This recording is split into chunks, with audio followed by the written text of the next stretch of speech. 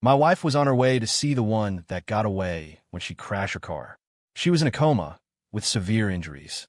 The doctor said the odds of her waking up were slim and that I should prepare myself. Oh, I was prepared, all right. I was ready to run my company into the ground, burn through every cent of our marital assets, and make sure everyone ended up with nothing. My wife's old flame was furious. He demanded to know if it was worth it, this scorched earth campaign, after all the years Claire and I had been married. I told him, as long as I get my satisfaction, that's all that matters. My in-laws threatened to sue me for fraudulent transfer of assets. I just laughed. I have a team of very expensive lawyers. Bring it on. I had just left the office when I got the call about Claire's accident. The doctor told me she was in the ICU and would probably never wake up. He said I should come to the hospital when I could and, by the way, take care of the medical bills. I gripped my phone, fighting the urge to laugh out loud. Karma really is a bitch. That cheating woman was finally getting what she deserved. Claire and I had been married for 3 years. In that time, I'd gone from small startup founder to the CEO of a billion-dollar corporation. She'd gone from a junior associate at some firm to a housewife. But Claire wasn't your traditional homemaker. Her daily life consisted of shopping sprees and spa days. We had a full-time housekeeper, so she never had to lift a finger. Even so, she complained about how hard her life was. She didn't want kids, said she hadn't lived enough yet. Because I loved her, I put up with it all. Whatever made her happy was fine by me. I never cared how much money she spent. I even took care of her parents, covering their mortgage, their vacations, everything. But the moment her childhood sweetheart, Leo Vance, came back to the States, everything changed. She became obsessed. They started meeting in secret, their friendly catch-ups lasting for hours. When Leo wanted to open an art studio and needed funding, she came to me. I refused, and she threw a fit that lasted a week. Then, when Leo needed a place to stay, she gave him the keys to our suburban mansion, the one we were planning to move into, without even asking me. He just moved right in. I fought with her about Leo several times. Each time, she'd call me petty and insecure. She insisted their relationship was completely platonic, that he was like a brother to her. Today was supposed to be our 3rd wedding anniversary. Instead, she told me she was going on a road trip with Leo to Wisconsin to help him find artistic inspiration. She wouldn't be celebrating with me. This time, I didn't fight her. I even watched her get in the car, staying silent until she drove away. I never imagined she would actually follow my script so perfectly and get into a wreck. And now, finally, it was my turn to make a move. First, I called my in-laws, who were on one of their all-expenses-paid European tours. I told them about Claire's accident. Her mother didn't ask if she was okay. She didn't ask what happened. She just laid into me. What kind of husband are you? How could you let her drive alone like that? I don't care how busy you are at work. You don't just abandon your wife. My daughter married you to have a good life, and now you let her get hurt. You are such a profound disappointment. Oh, honey, disappointing you is the highlight of my day. I told her Claire had crashed on her way to meet Leo. There was a pause on the other end of the line before she started up again. Leo is her friend. They grew up together. He's like family. You're a grown man, Ethan. Are you really going to be jealous of him? Of course not, I said. It's just that Claire is in the ICU. The doctors say she's almost certainly not going to wake up. Her mother's voice shot up several octaves. She's that critical. Why didn't you say so sooner? My tone was pure ice. You didn't exactly give me a chance to speak, did you? You'd better book a flight back. You might get to see her one last time. I hung up before she could respond. Taking a deep breath, I savored the moment. This felt incredible. I didn't go to the hospital. Instead, I called a moving company and met them at the mansion where Leo was squatting. We emptied the entire house. Everything that could be boxed was boxed. Everything else went into a dumpster. By the time we left, the place was spotless, as if no one had ever lived there. Only when that was done did I finally, slowly, make my way to the hospital. When I arrived at the hospital, Leo was sitting on a bench in the hallway. The second he saw me, he jumped up and stormed over. His voice was dripping with accusation and a bizarre sense of superiority. Ethan, Claire is your wife, for God's sake. She's been in an accident, and you're only just showing up? Aren't you worried at all? Worried? Of course I'm worried, I said. My wife is in there. I'm more worried than anyone. I was just at home scraping together money for her treatment. Leo frowned, suspicious. You run a billion-dollar company. You don't have money. I looked him up and down and sighed dramatically. It's a tough market right now. You wouldn't understand. I changed the subject, my voice turning sharp. Anyway, aren't you Claire's dear brother from another mother? She's in critical condition and needs cash. You're not just going to stand by and do nothing. Are you? Are you? Are you? I knew perfectly well he was broke. The guy was living in my house for free. I just wanted to humiliate him. It worked. His face cycled through shades of red and white. He looked like he'd swallowed a bug. I couldn't be bothered with him anymore. I walked past him and went to find Claire's doctor. The doctor confirmed her condition was dire. She could die any moment. I told him to spare no expense. Use whatever drugs, whatever treatments were available. I didn't care about the cost, as long as it kept her technically alive. Leo, who had followed me, looked shocked by my apparent devotion, but there was a smug, mocking glint in his eyes. I saw it all. I smiled to myself, thinking, just wait until you find out why I'm doing this. You'll have an aneurysm. I need to go raise more funds, I said, turning to leave after paying the initial deposit. You stay here and watch over Claire. Leo was instantly indignant. You're her husband, and you're leaving? You want me, an outsider, to stay? Is that appropriate? I raised an eyebrow. An outsider? Aren't you her best friend? Her soulmate? She crashed her car on the way to see you. If you abandon her now, can you live with yourself? His face turned a sickly shade of green. Just then his phone rang. He answered it, and his expression shifted from anger to pure rage. He stared at me, his eyes wide. Ethan Chase, you son of a bitch. You robbed my house. Next thing I knew, he called the cops, and I was being asked to come down to the station for questioning. At the precinct, a stern-looking detective sat across from me. Mr. Chase, we've received a complaint of breaking and entering and theft. Do you have anything to say?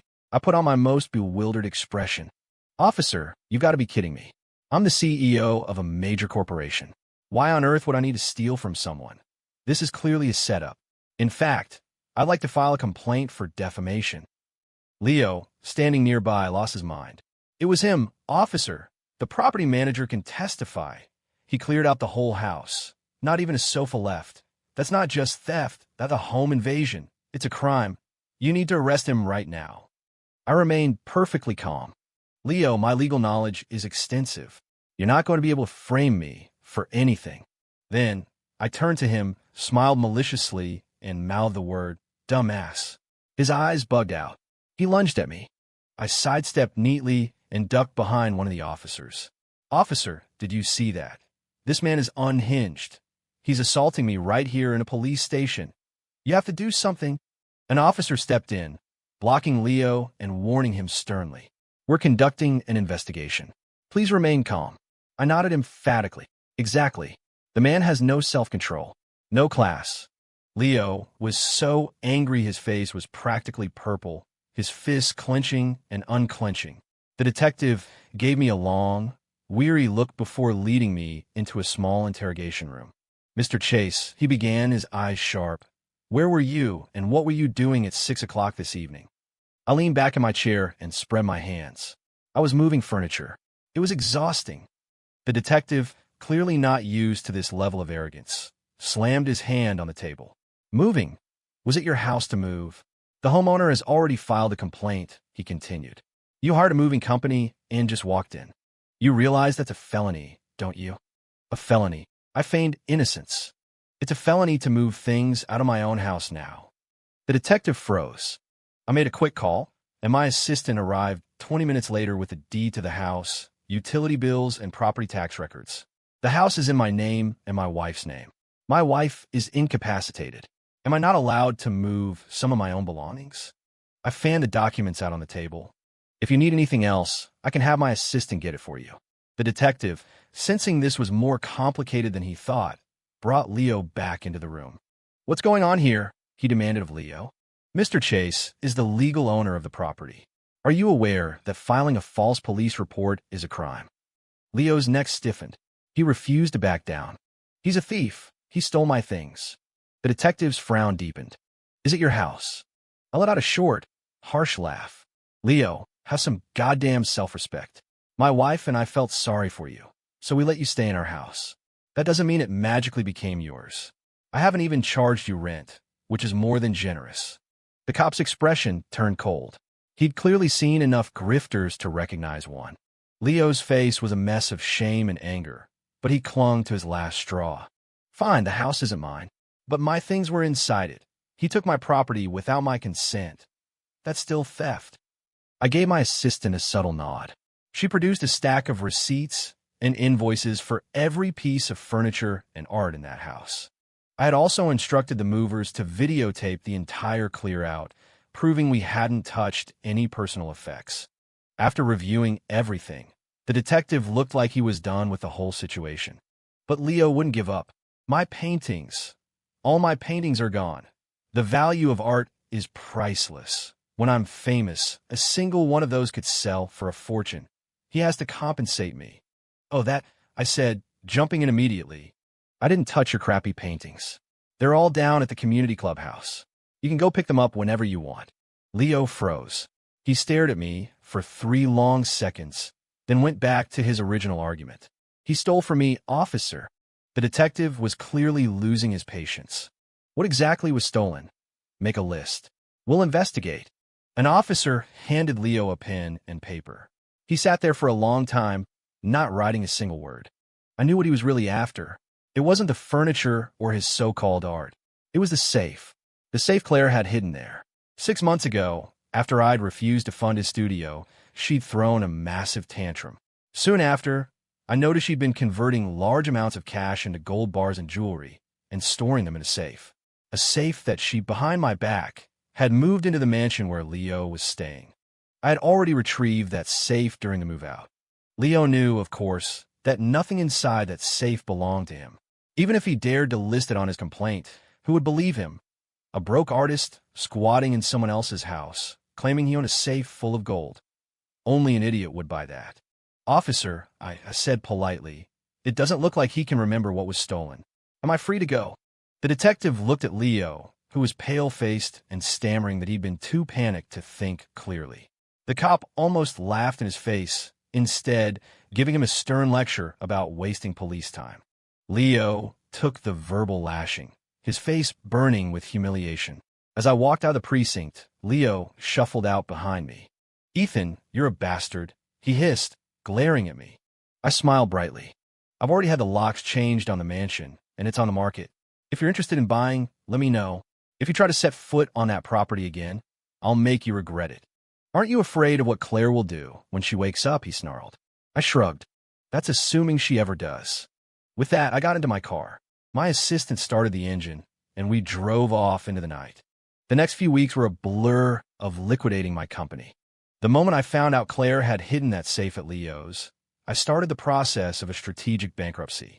I used our marital assets to make a series of high-risk, completely legal investments that were designed to fail, funneling the money through a labyrinth of shell corporations until it became my own private, untouchable fortune.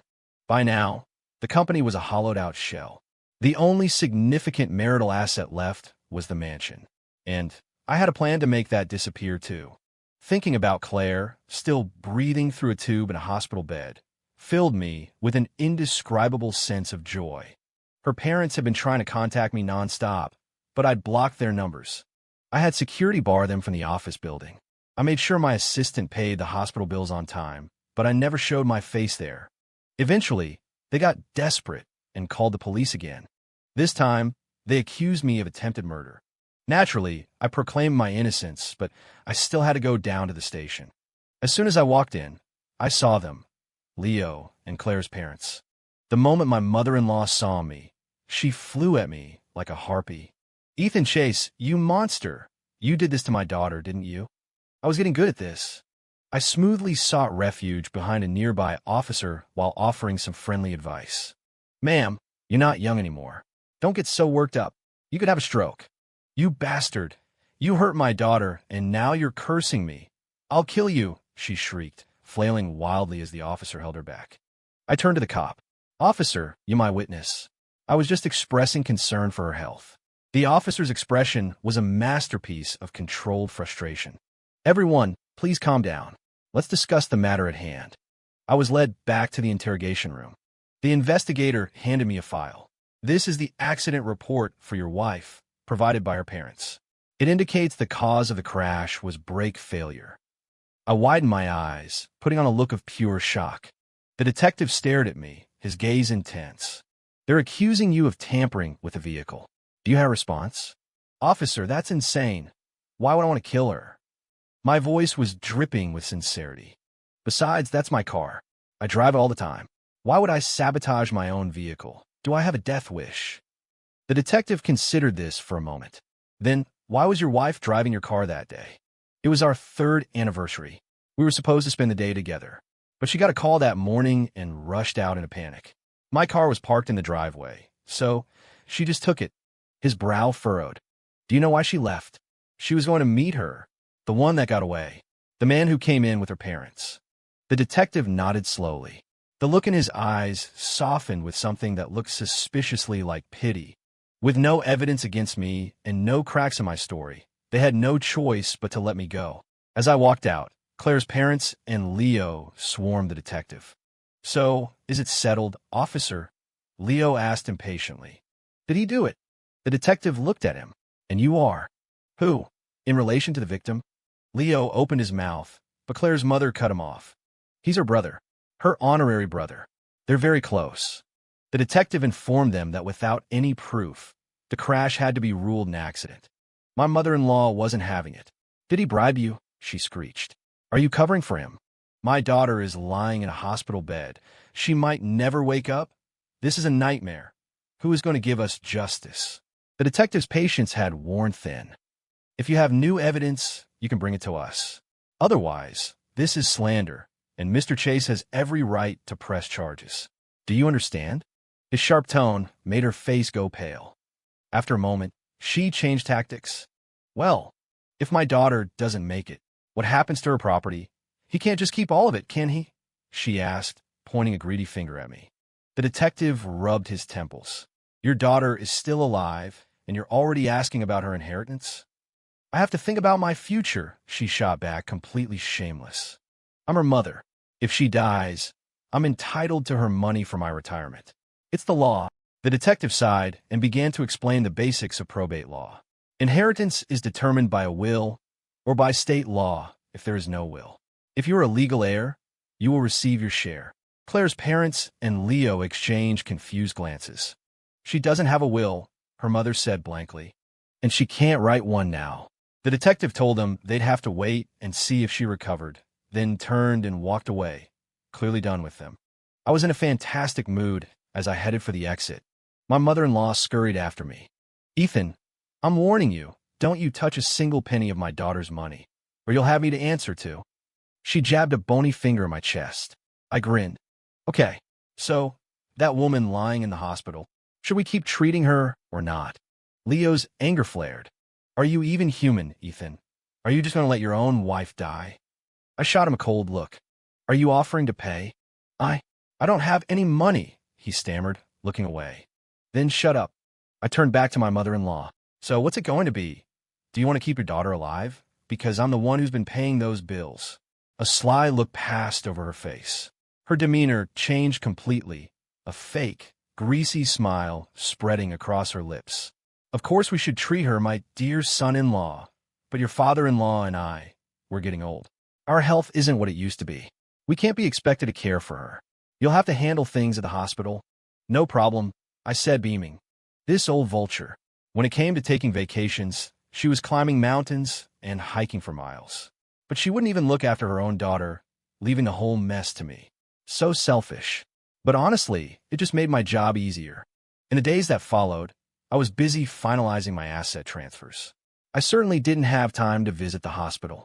I was, however, responsible enough to hire a team of round-the-clock private nurses for Claire. Her parents, accustomed to their life of leisure, didn't seem too concerned about when or if their daughter would recover. They took off on another vacation. Then one day, I got a call from the hospital. Claire was fading fast. By the time I arrived, she was already gone. The doctor offered his condolences. Condolences? For what? I had to cover my mouth to keep from smiling. She was finally dead. Just in time, too. right as our joint assets officially hit zero.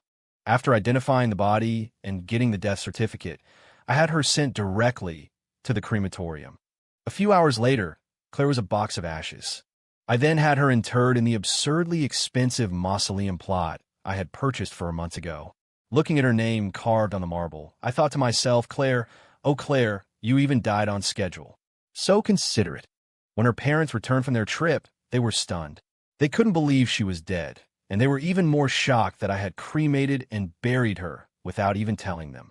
They tried to confront me, but I was unreachable. They called the police, who informed them that all my actions were perfectly legal and there was nothing they could do.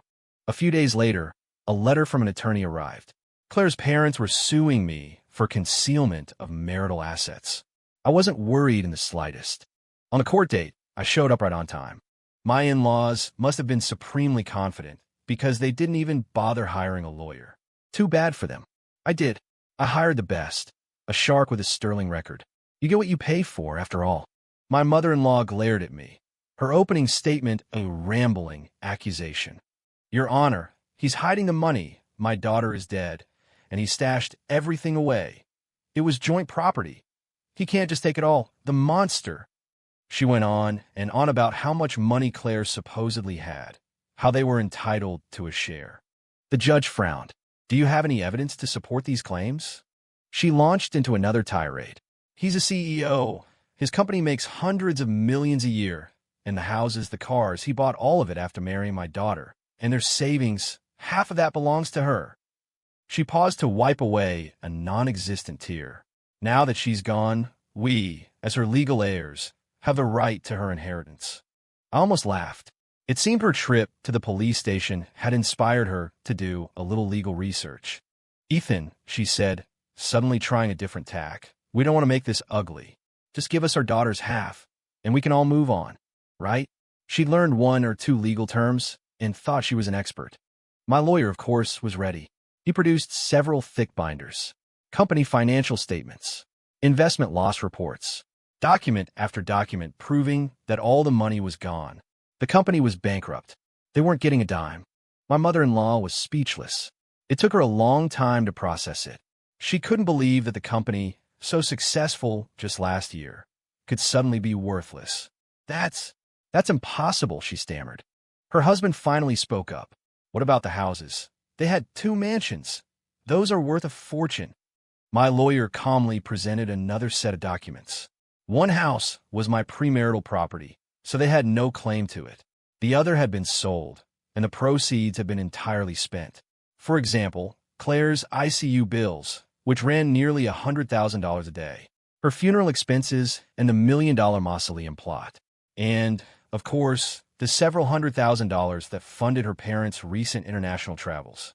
All of these were legitimate expenses paid from the estate, which was now completely depleted. Actually, if you wanted to get technical about it, they owed me money. But I magnanimously announced that, given their lack of income, I would not be seeking reimbursement. My mother-in-law completely lost it. She slammed her hands on the table and shot to her feet. I object. Why should our money come out of the inheritance? He paid for our trips willingly. It was a gift, and the burial plot. We had no idea he would buy something so expensive. He owes us that money. The judge told her to be quiet and informed her that my actions were legally sound. She looked like her world was ending. When that didn't work, she started making a scene. You're all just taking advantage of me because I don't know the law. I don't agree. He has to give me that money today, or I'll die right here in this courtroom. You can just watch me. The judge was having none of it and threatened to have her removed for contempt. I watched the show, thoroughly entertained. Did she really think I paid for her lavish vacations and Claire's top-tier medical care out of the goodness of my heart? It was all a calculated move to ensure they wouldn't see a single cent of the inheritance. After I married Claire, I had been a model son-in-law. I gave them anything they wanted, but they were never grateful. They took my money and still looked down on me. I put up with it because I love Claire. It was only after Leo came back that I learned the truth. Claire had wanted to be with Leo back in the day, but her parents disapproved because he was poor. Later, when they saw how successful I was, they got cocky. They heard Claire bragging about how much Leo's paintings would be worth one day, so they started cozying up to him, trying to play both sides. Today, I was going to use the law to give them a brutal reality check. What was mine, they could never touch. Seeing that her theatrics were failing, my mother-in-law slumped back into her chair. Just then, Leo stood up. He did hide money, he declared. I can prove it. My mother-in-law's eyes lit up. Leo, tell them. Where did he hide it? We can't let him steal my daughter's money. She wouldn't be able to rest in peace. Leo gritted his teeth, as if making a great sacrifice. Claire had a safe. It was full of gold, worth tens of millions, probably. He took it. My mother-in-law's voice cracked. How much did you say? Tens of millions. Maybe close to 100. She went absolutely berserk. You see, Ethan Chase, I knew you were up to something.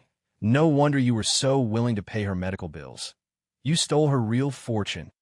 She turned to the judge, practically vibrating with renewed greed. Your Honor, he's a thief. Make him give it all back. The judge looked at me. I looked back, my face a mask of earnest confusion. I have no idea what she's talking about. I never saw any safe. It was laughable. As long as they had no hard evidence, I would deny everything. And technically, I wasn't lying. I didn't take it. The moving company did. Leo was getting desperate. You did take it. I even called the police on you. I calmly explained to the judge what had happened that day at the station. My lawyer then went on the attack. He reiterated that the property was legally mine and I had every right to be there. Then he pointed out that the police report from that day showed that Leo had reported nothing stolen, because back at the station, he hadn't been able to write down a single item. Leo's face went white. That's because I was in a panic. I forgot, he sputtered. My lawyer pressed him. Can anyone else attest to the existence of this safe? Leo stammered. I can prove it. I just looked at him and chuckled. He was out of options. He turned to my mother-in-law for help. This time, she burst into genuine tears. Tears of frustration. Your Honor, he's trying to ruin us. How are we supposed to live? The judge's brow furrowed. The burden of proof lies with the accuser. If you cannot provide evidence that Mr. Chase took a safe, then your claim is baseless. My mother-in-law looked as if the sky had fallen. My lawyer drove the final nail in the coffin, informing them that making false accusations constituted slander and that I was well within my rights to sue them. They finally deflated. Leo looked sick, and my in-laws looked utterly defeated. As I left the courthouse, though, my mother-in-law shot me a look of pure hatred. I knew she wasn't done.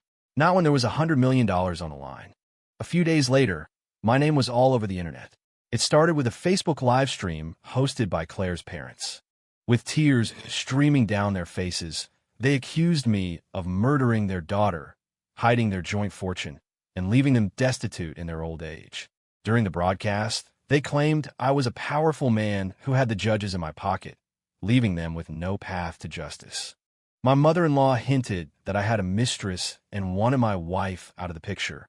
They painted me as a cold-hearted monster who had driven them to the brink of suicide. They ended the stream by saying that if no one helped them find justice, they would soon be joining their daughter. The internet, as it always does, took the bait. People were outraged. They didn't care about the facts. They just wanted a villain to burn. The video was clipped and shared by news aggregators and went viral on Twitter. My name became a trending topic. The comments were brutal. This is a cautionary tale, ladies. When a man decides to be cruel, there's nothing we can do. What does marriage even get women these days? I can't imagine how hopeless she must have felt. That scumbag. If the law won't punish you, I hope you get hit by lightning. Someone dox this monster. Ruin his life. Let's see him show his face in public after this. People started tagging the court's official social media accounts, accusing them of corruption and demanding they give Claire's parents the justice they deserve. I was at the center of a massive online hate campaign, but I wasn't worried. I had receipts. The internet mob is fickle. They'll follow whoever is yelling the loudest. One minute, they're waving pitchforks for Claire's parents. The next, they'll be singing a different tune. I waited until the outrage reached its peak. Then, using a throwaway account, I released my evidence. First, the official accident report, proving her death was an accident. Second, the records of me selling the house to pay for her exorbitant medical bills. Third, the receipt for the most expensive mausoleum plot in the city. Fourth, photos and credit card statements proving her parents were vacationing in Europe while she was dying in the ICU. Within hours, the narrative flipped completely. These parents are absolute ghouls. Their daughter dies, and they immediately try to profit from it. I guess it's true. There really are parents who don't love their own children. The husband is the real victim here. He did all that for her and her family, and they slandered him. They're not human. This guy's a saint. I can't believe people like this actually exist. Wow, the real story is insane. I sincerely apologize to him. I'm so sorry. I'm sorry. I'm sorry. The apologies flooded in. People started encouraging me, telling me to stay strong. Some even demanded I sue Claire's parents for defamation. I released a statement saying that, for Claire's sake, I was willing to forgive them, as they were elderly and grieving. The internet praised my kindness and generosity, which only intensified their hatred for her parents. The same people who had been my online executioners now felt used and betrayed. They doxed my in-laws, posting their address and phone numbers online. People started sending funeral wreaths to their house and calling them at all hours of the day and night. Terrified, they fled their home and turned off their phones. They had reaped what they sowed, and I was thrilled. As a final touch, I leaked a little story to a local gossip blog about Claire's dad having an affair with a woman from his golf club. I heard that when my mother-in-law found out, she cracked his head open with a lamp. Their lives were imploding. I just sat back and watched the show. Claire's parents had no retirement savings. I had been paying their mortgage. I stopped. Without any source of income, their lavish lifestyle was about to come to a crashing halt. I was just waiting for the day it all fell apart. While I was vacationing overseas, I heard Leo was desperately trying to find me. I had no idea what he thought he could still get from me, but he was buzzing around like an annoying fly. It was time to swat him. I had a foreign associate contact him, posing as an art collector who was obsessed with his work. He paid Leo a handsome deposit and invited him to Southeast Asia to negotiate a major collaboration. Leo, ecstatic, jumped at the chance. My associate met him at the airport, and from there, sold him to a cyber slavery compound in the jungle. His last known communication was a panicked text about daily electroshock therapy. I also made a tidy $20,000 referral fee. I thought back to the day before Claire's accident. I had installed monitoring software on her phone. I knew she was planning to meet Leo on our anniversary. A plan began to form in my mind. That evening, I went into the garage and tampered with the brakes on her car. My own car had a service appointment scheduled for that day, but I canceled it. Everything went exactly as I had foreseen. Claire, in her rush to get to her lover, took her car, the one with the faulty brakes, and drove off to her death. Sigh. She really was a good person in her own way. And now my wife is dead. I have more money than I could ever spend, and life has never been better.